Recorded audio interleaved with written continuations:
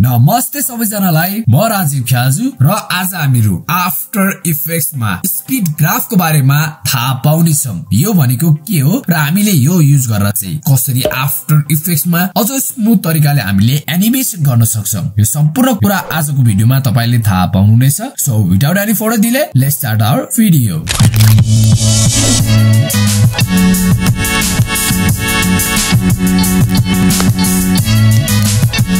हिजो चाहिँ हामीले रेक्टेंगल बनायौं र एंकर पोइन्ट चाहिँ यो बीचमा ल्याउनको लागि हामीले यो तलतिरबाट रेक्टेंगल चाहिँ क्रिएट गरेका थियौं यो एडबाट चाहिँ। तर तपाईले चाहिँ यो डाइरेक्टली चाहिँ यसरी ड्र्याग एन्ड ड्रप गर्दाखेरि डाइरेक्टली एंकर पोइन्ट चाहिँ बीचमा आउने एउटा ट्रिक चाहिँ भेटेको छ। एडिटिङमा जानुस्, त्यसपछि तपाई प्रिफरेन्समा जानुस् अनि जेनरलमा जानुस्। त्यसपछि तपाईले यो centre anchor point in new layers यसमा चाहिँ टिक गर्नुस्। त्यसपछि तपाईले ओके गर्न सक्नुहुन्छ र जब तपाईले कुनै अब शेप्स लिनुहुन्छ एंकर पोइन्ट मिडलमा डाइरेक्टली आउँछ। जस्तै कि मैले यतातिर गरे भने यतातिर आउँछ, त्यतातिर गरे भने यतातिर डाइरेक्टली आएको छ। सो तपाईले चाहिँ यो ट्रिक युज गरेर चाहिँ आफ्नो टाइमलाई चाहिँ सेभ गर्न सक्नुहुन्छ। सुरुमा हामीले एउटा इलिप्स टुल लिन्छौं। इलिप्स टुल लिइसकेपछि हामीहरु ट्रान्सफर्ममा जान्छौं। पोजिसनमा सिम्पली हामीहरु एनिमेट गर्दिन्छौं। सो 2 सेकेन्डसम्म चाहिँ म यसरी एनिमेट गर्छु र इलिप्स टुलको माथितिर गएर चाहिँ म यहाँतिर फिल गर्दिन्छु र फिलको कलर चाहिँ म के गर्छु भन्दाखेरि अलमोस्ट यो येलो कलर चाहिँ म हाल्दिन्छु र हाम्रो एनिमेसन यसरी भएको छ। अब यो एनिमेसनलाई हामीले राम्रो गर्नको लागि यसलाई सिलेक्ट गर्छौं। त्यसपछि हामीहरु F9 प्रेस गर्छौं।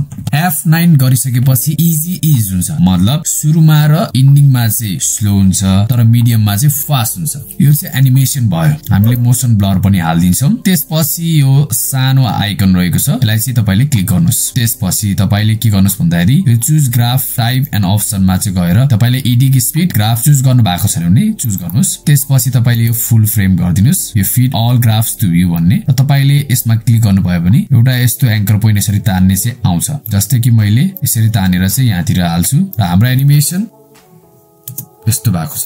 र तपाईले यो ग्राफमा चाहिँ जस्तो गर्नुभयो त्यसरी नै एनिमेट हुन्छ। जस्तै कि म यस्तो हाल्दिन्छु र यस्तो भयो। अब चाहिँ हामीले के गर्छौं भन्दाखेरि सुरुमा चाहिँ एकदमै फास्ट र पछि चाहिँ बिस्तारै स्लो हुँदै जाओस्। सो तपाईले ग्राफ चाहिँ यसरी हाल्न सक्नुहुन्छ अनि तपाईले चाहिँ सुरुमा चाहिँ स्लो तर पछि गएर चाहिँ फास्ट गर्ने भए तपाईले चाहिँ के गर्न सक्नुहुन्छ भन्दाखेरि तपाईले चाहिँ इजिली यसरी ग्राफमा चाहिँ चेन्ज गरेर आफ्नो काम गर्न सक्नुहुन्छ। एनिमेसन हाम्रो यस्तो रहेको छ। सो यस्तो सिम्पल ग्राफ रहेको छ, एकदमै सिम्पल रहेको छ, नट सो कम्प्लिकेटेड।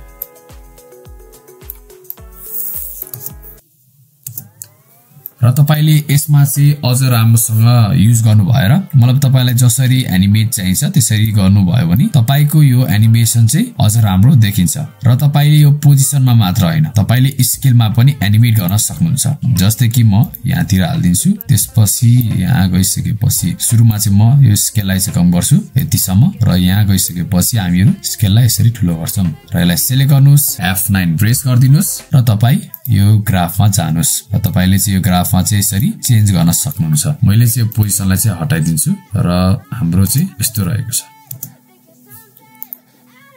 सो तपाईले चाहिँ पप अप गर्न यहाँबाट पनि सक्नुहुन्छ। सो डिफरेन्ट एनिमेसन जस्तै कि डाइरेक्टली यसरी स्केलबाट डाइरेक्टली पप हुनेलाई चाहिँ हामीले यो तरिकाले चाहिँ सिम्पली एनिमेट गर्न सक्छौं। सो एकदमै राम्रो देखेको छ र नेचुरल पनि देखेको तपाईले देख्न सक्नुहुन्छ। एकदमै सिम्पल छ। सो आजको भिडियोमा यदि तपाईले केही कुरा सिक्नु भयो भने तपाईले भिडियोमा लाइक, कमेन्ट र शेयर गर्न सक्नुहुन्छ। हामीहरु फेरि पनि एउटा नयाँ भिडियोमा भेट्ने छौं। तबसम्मको लागि stay safe, stay healthy and bye bye.